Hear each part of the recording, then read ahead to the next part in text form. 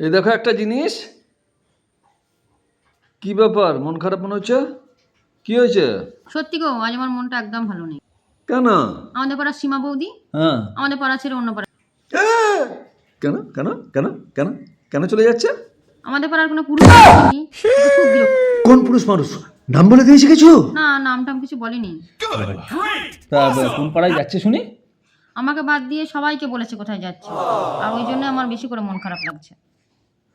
শোনো, ওইসব মন টন খারাপ করতে হবে না। ওই রকম সীমাবৌদির মতো বহুত বৌদি তুমি এই জীবনে পেয়ে যাবে। তোমার জীবনে ওরকম অনেক সীমাবৌদি চলে আসবে। আমি আছি না? আমার উপর ভরসা আছে তো? একদম টেনশন করবে না, সব সময় হাসি মুখে থাকো, সব সময় চাঙ্গা থাকো।